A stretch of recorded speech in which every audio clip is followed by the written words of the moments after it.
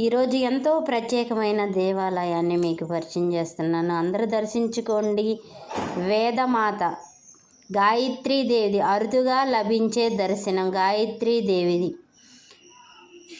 ఇది ముప్పాళ్ళకి వెళ్ళే దారిలో ఉన్న గోళ్ళపాడు అనే గ్రామానికి కాలువ కట్ట పక్కనే ఆశ్రమం నిర్మించి వేదమాత గాయత్రీదేవి సరస్వతీదేవి గురువులు మనకి జ్ఞానాన్ని అందించే గురువులు ఉండే ప్రదేశము. చాలా బాగుంది.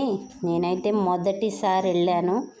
దేవాలయం అని చూడడానికి వెళ్ళాను. అక్కడికి వెళ్ళినాక తెలిసింది దేవాలయము వేదమాత గురువుల ద్వారా ఇది నిర్మించబడ్డదని. ఇక్కడ ఆశ్రమముగా పరిణమిస్తుంది. ఇక్కడ ఎలా ఉంటుంది, ఏమేమి పూజలు జరుగుతాయి అనేది అమ్మ అన్ని తెలియచేస్తుంది. చూడండి. మనకి జపం చేసి ఆ యొక్క శక్తిని విశ్వ కళ్యాణం కోసం ఉపయోగించాడు పండిత్ శ్రీరామచంద్రాచార్య గురుదేవులు, మాతా భగవతీదేవి శరమాజీ. ఇక్కడ ఆశ్రమం ఎందుకు ఉందంటే, ఆశ్రమం అంటే ఏదో అనాథలుగానో లేదో ఒక ముద్ద తిని వండి పెడుతున్నారు తిందాము అనే ఆలోచన పెట్టిన ఆశ్రమం కాదు. ఈ ఆశ్రమంలో ప్రతి మనిషి కూడా జ్ఞానాన్ని పొందాలి. ఈ ఆశ్రమం పేరేంటి? సాందీపుని ఆశ్రమం. సాందీప్ మహాముని ఎవరు?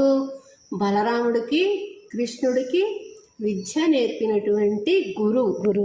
కాబట్టి వాళ్ళ యొక్క భగవంతుడి స్వరూపానికి విద్య నేర్పినటువంటి గురువు పేరుతో ఉన్నది కాబట్టి సాందీపుని ఆశ్రమం. ఈ ఆశ్రమంలో చేరిన వాళ్ళు కూడా అందరు కూడా విద్య, ఏమి విద్య? బ్రహ్మ జ్ఞానం అందించేటటువంటి విద్య. మన జ్ఞానం అందించేటటువంటి విద్య నేర్పినటువంటి గురువు పేరుతోటి ఈ ఆశ్రమం కట్టించారు. ఇక్కడ గాయత్రి అమ్మవారు, సరస్వతి అమ్మవారు మనకి భౌతికమైనటువంటి విద్యను అందిస్తుంది, జ్ఞానాన్ని. గాయత్రి అమ్మవారు ఏం చేస్తుంది? గాయత్రి అమ్మవారు మనకి సద్బుద్ధినిస్తుంది. మనం ఏ రోజు చేసినటువంటి కర్మలు ఆ రోజు తొలగిపోతాయి. రోజు మనము ఎంతో అదృష్టం ఉంటే తప్పనించి ఇలాంటి అమ్మవారి దర్శనాన్ని, ఆశ్రమాన్ని దర్శించుకునే అదృష్టం కలుగుతుంది. ఇక్కడ ప్రతినిత్యం హోమం జరుగుతుందంట. ప్రత్యేక నక్షత్రాలు, ప్రత్యేక పూజలు ఉంటాయి. పుట్టినరోజు, పెళ్లి రోజులు అలాంటి సందర్భాలలో మన పేరు మీద హోమాలు జరపబడతాయి అంట. చూసిన వాళ్ళు లైక్ చేయండి, షేర్ చేయండి, సబ్స్క్రైబ్ చేసుకోండి. చూసిన వాళ్ళు మీ ఊరి పేరు కామెంట్ చేయండి.